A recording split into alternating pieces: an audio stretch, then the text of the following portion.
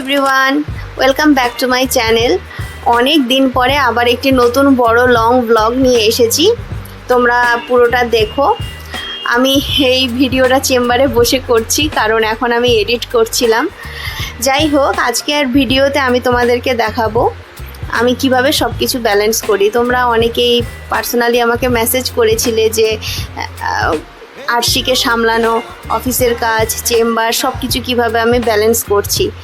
তো ব্যালেন্স তো ঠিকঠাক সবসময় পারফেক্ট হয় না, তো যতটা পেরেছি আজকে তোমাদেরকে আমি দেখানোর চেষ্টা করব। আমি বেসিক্যালি রবিবারে কোনো ছুটি পাই না, আমার ছুটি থাকে শুক্রবার, শনিবার। তো এই দুদিনের মধ্যেই যত বেশি হেভি কাজগুলো থাকে সেগুলো আমি করে নেওয়ার চেষ্টা করি। আর তো চলো, সমস্ত কিছু তো আমি ভিডিওতে রেকর্ড করতে পারিনি, যতটা পেরেছি দেখানোর চেষ্টা করেছি তোমাদেরকে। চলো ভিডিওটা পুরোটা শুরু করা যাক। দিনটা শুরু হয় থালা বাসন দিয়ে। এই কাজটা হয়তো খুব সাধারণ, কিন্তু এই সাধারণ কাজগুলোর মধ্যেই লুকিয়ে থাকে একটা বাড়ির শান্তি, একটা পরিবারের গুছিয়ে থাকা। কেউ হয়তো এই মুহূর্তগুলো দেখে না, কেউ হয়তো গুরুত্বও দেয় না, তবুও এই ছোট ছোট কাজগুলোই দিনের ভিত্তিটা তৈরি করে। থালা বাসন মাজার পর্ব শেষ হলে চলে আসে আরশির খাবার তৈরির পালা, আর মাম তার বাচ্চাদের জন্য খাবার রেডি করতে ব্যস্ত। একদিকে হচ্ছে কফি। প্রতিটা সকালই নতুন, কিন্তু সব সকাল একরকম ভাবে হয় না। কিছু সকাল নিজের মতো করে শুরু হয়, আর কিছু সকাল দায়িত্বের তালিকা নিয়ে। চোখ খুলতেই মনে পড়ে আজও অনেক কাজ করার আছে, অনেক কিছু সামলানোর আছে, আর তার মাঝেই কোথাও নিজের জন্য একটু সময় খুঁজে নিতে হয়। কখনো কখনো চা খেলে বা কফি খেলে মনটা এত ভালো হয়ে যায় যে পুরোটা দিন খুব ভালোভাবে কাটে। আর যেদিন খাওয়া হয় না সেদিন কেমন যেন একটু হ্যাংওভারের মধ্যেই কাটে। তোমাদেরও কি তাই হয়? কফি বানানো হয়ে গেলে সবাই মিলে গল্প করতে করতে আমরা সেটাকে উপভোগ করে খাই। আর আজকে বাজার থেকে এনেছে এরকম মাছের ডিম আর পাঙ্গাস মাছ আর পাবদা মাছ। সবজি দিয়ে করব কি দিয়ে করব সেটা ভাবতে ভাবতেই সবজি কাটতে বসে গেলাম। আর সবজি কাটাটা একান্তে নিজে করতে হয় বলে অনেক কিছু মনের মধ্যে ভাবনা আসে। তোমরা যারাই বাড়িতে করো তারাই ভাবো অনেক কিছু, আমিও জানি। মনে হয় জীবনটাও যেন এমন, কখনো কেটে যেতে হয় নিজের ইচ্ছে, কখনো সময়ের সাথে মানিয়ে নিতে হয়। প্রতিটা টুকরো যেন একটা অভিজ্ঞতা, যেগুলো একসাথে মিলেই তৈরি হয় একটা জীবনের স্বাদ। তরকারি কী রকম টেস্ট হবে সেটা নির্ভর করে তুমি কিভাবে সবজি কাটছো তার উপরে। প্রত্যেকটা কাটা, প্রত্যেকটা সবজির আকার অন্যরকম।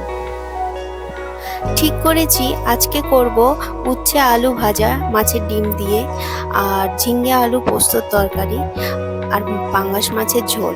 তো সেই মতোই সমস্ত কিছু ঠিকঠাকভাবে রেডি করে নিচ্ছিলাম। আর জানো তো, রান্নাঘরটা শুধু রান্নার জায়গা না, এটা একটা অনুভূতির জায়গা। রান্নাঘর যত পরিষ্কার থাকবে রান্না করার মনও খুব ভালো হয়ে যাবে, তত ভালো করে রান্নাও করতে ইচ্ছা করবে পরিবারের লোকেদের জন্য। সব সময় তো হয়ে ওঠে না, কিন্তু রান্নাঘর সপ্তাহে 3-4 দিন হলেও পরিষ্কার করা উচিত। তো আমি এইদিকে মাছের ঝোল বানানোর জন্য সমস্ত কিছু একসাথে পেস্ট করে নিই, যাতে খুব সহজেই হয়ে যায়।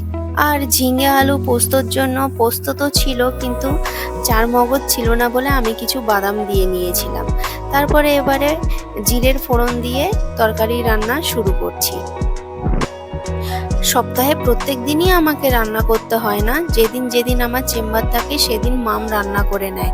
সেদিন উনি আরশিকেও সামলান, সেদিন ওনার উপরে এত বেশি চাপ হয়ে যায়, আমি চেম্বারে থেকে ভাবি যে কি করছে একটা মানুষ, এত কিছু কিভাবে সামলায়। একটা মানুষ 30 বছর ধরে সংসার করে যেভাবে সংসারটাকে ধরে রেখেছেন, ওনার অবদান অনস্বীকার্য। আমি মাত্র 2.5 মাস শ্বশুরবাড়িতে এসে এখনই যেন হাঁপিয়ে উঠছি। আর এই রান্না করার কাজটা তো সমাজের নিয়মে মেয়েদের ঘাড়ে এসে পড়েছে। তার মানে এটা না যে পুরুষরা রান্না করতেই পারে না, বা রান্না জানে না, বা জানা উচিত নয়। আমাদের বাড়িতে কিন্তু এরকম হয় না। যখন আমরা দুজনেই খুব ক্লান্ত হয়ে পড়ি, আমার হাজবেন্ডও জানে রান্না কিভাবে করতে হয়।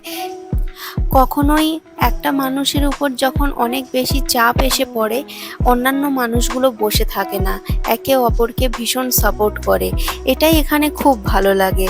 রান্না করতে করতে সবার রাগও মেশে, ভালোবাসাও মেশে, ক্লান্তিও থাকে, আবার তৃপ্তিও আসে। কিন্তু যখন সবাই একসাথে বসে খেয়ে খাবারের প্রশংসা করে, তখন মনে হয় পুরো পরিশ্রমটা সার্থক হয়ে গেল।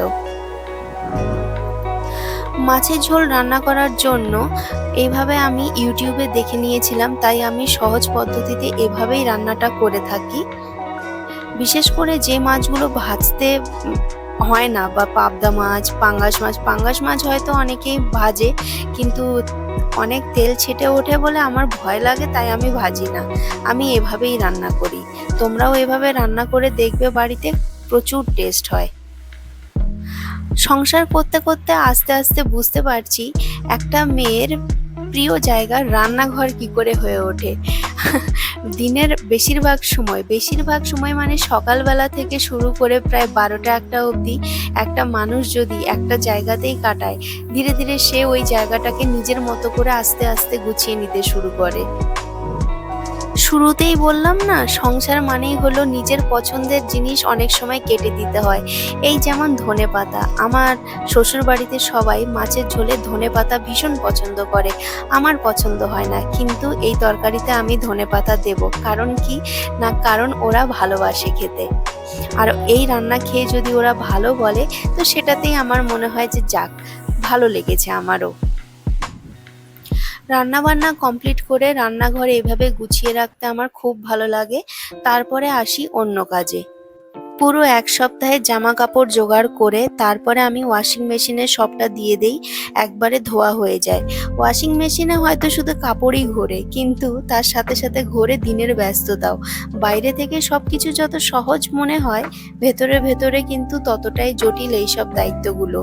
একটা কাজ শেষ না হতেই আরেকটা অপেক্ষা করে থাকে। আর আরশির জামা কাপড় আমি ওয়াশিং মেশিনে ধুই না, আমি তারগুলো সব হাতেই ধুই। তার ডিটারজেন্ট আলাদা, আর এগুলো আমার তার জন্য নতুন জামা কাপড় কেনা হয়েছিল বলে পরানোর আগে একবার ধুয়ে নিই। ওয়াশিং মেশিনে এই কারণেই ধুই না, কারণ কয়েকবার ধুয়ে দেখেছি জামা কাপড়ের রঙগুলো ডিস্টার্বড হয়ে যায়।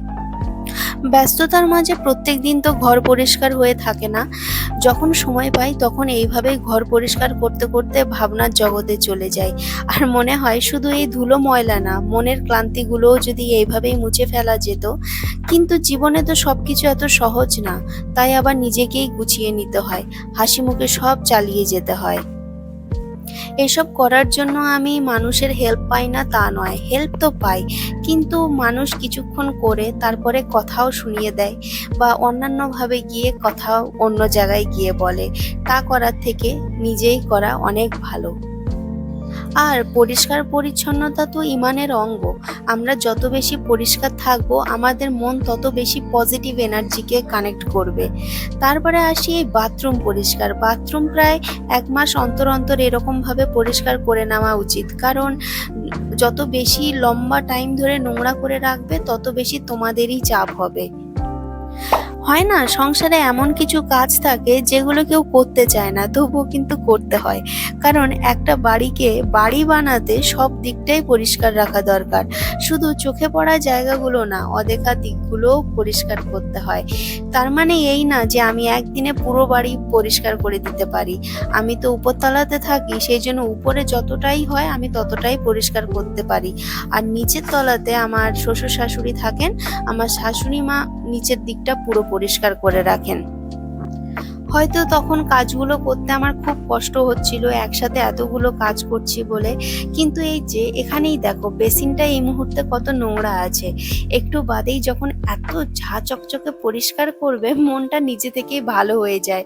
মনে হয় সব যদি এভাবে সবসময় পরিষ্কার রাখতে পারতাম, কতই না ভালো হতো।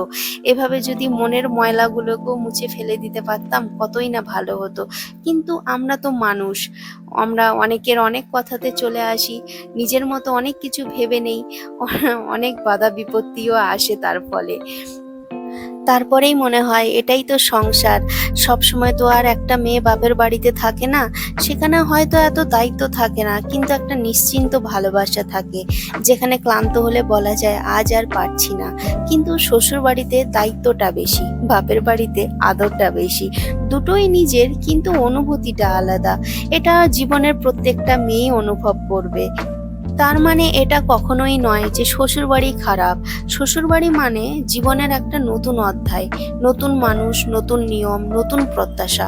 সবকিছু একদিনে নিজের হয়ে যায় না, কিন্তু সময়ের সাথে সাথে সম্পর্কগুলোও ধীরে ধীরে গভীর হয়ে যায়। কিছুটা মানিয়ে নেওয়া, কিছুটা নিজেকে বদলানো, এই দুইয়ের মাঝেই তৈরি হয় একটা নতুন আপন আপন অনুভূতি। যখন একটা মেয়ে বউ হয়, তারপর যখন মা হয়, তখন তার জীবনটা আস্তে আস্তে বদলে যেতে শুরু করে।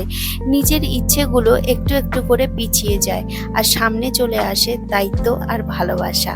মা হওয়া মানে শুধু একটা সম্পর্ক না, এটা একটা প্রতিদিনের ত্যাগ, প্রতিদিনের নতুন করে শক্ত হয়ে ওঠা।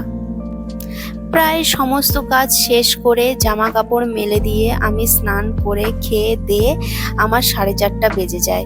একটা মেয়ে যে 12টার সময় রান্না কমপ্লিট করেছে, সে ভাত খাচ্ছে 4:30টার সময়। এটা হয়তো বাপের বাড়িতে হতো না, কিন্তু এটা তো শ্বশুর বাড়ি, এখানে এসব দেখার কেউ নেই। তার মাঝে পেয়েছি এমন কিছু মানুষ যারা না থাকলে সত্যি জীবনে আরো বেশি চাপ তৈরি হয়ে যেত।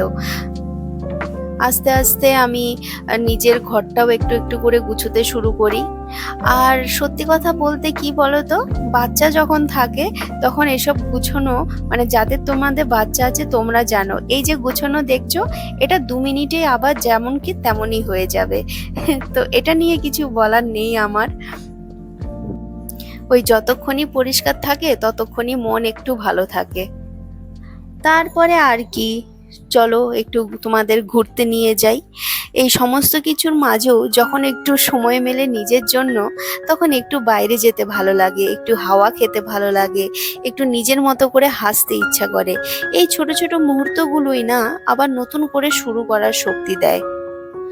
আর জানো তো, জীবনে পারফেক্ট বলে কিছুই হয় না। জীবনটা হয়তো খুব নিখুঁতও হয় না, কিন্তু এই অসম্পূর্ণতাগুলোর মাঝেই লুকিয়ে আছে এক অদ্ভুত সৌন্দর্য। আমি শুধু আমার জীবনে যেগুলো ভালো মুহূর্ত হয় সেগুলোই সোশ্যাল মিডিয়াতে শেয়ার করি, আর তোমরা সেগুলো দেখে মনে করো বাহ, মেয়েটার একদম life well perfect, perfect balanced. কিন্তু এমনটা হয় না। অনেক কিছু বাধা বিপত্তি থাকে সবার জীবনে, তোমাদেরও যেমন আছে আমারও তেমনই আছে, কিন্তু এভাবে লড়াই করেই চলে যেতে হবে। একজন মায়ের নিঃস্বার্থ ভালোবাসা আর একজন মানুষের নিজের মতো করে বেঁচে থাকার গল্পের নামই হলো জীবন। এইভাবে কিছুটা নিজেদের মতো সময় বের করে কত সুন্দর করে আমরা ঘুরে এসেছিলাম, বিকেলের পড়ন্ত আলোয় দেখতে দেখতে গেলাম, আর সে এত সুন্দর উপভোগ করছিল দিনটাকে, দেখে আমি রেকর্ড না করে থাকতেই পারলাম না। আর এই যে এটা দেখছো ধানের গোলা, এগুলো সেই ছোটবেলায় আমাদের বাড়িতে অনেক ছিল, এখন এগুলো সব উঠেই গেছে। তারপর ঘুরে ফিরে যখন আমরা বাড়ি ফিরছি, তখন আরশি প্রায় নাজেহাল অবস্থা, সে তখন আর কিছুতেই থাকতে চাইছে না। বাচ্চা মেয়ে তো, গরমের সময় 1-1.5 ঘন্টার বেশি বাইরে থাকা খুবই মুশকিল। আমরা খুব সুন্দরভাবে দিনটিকে উপভোগ করে এসেছি। তো চলো আজকে এই পর্যন্তই। আমার ব্লগটি কেমন লাগছে অবশ্যই কমেন্ট করে জানিও, আর আমাকে সাপোর্ট করার জন্য প্লিজ সাবস্ক্রাইব করো। Thank you.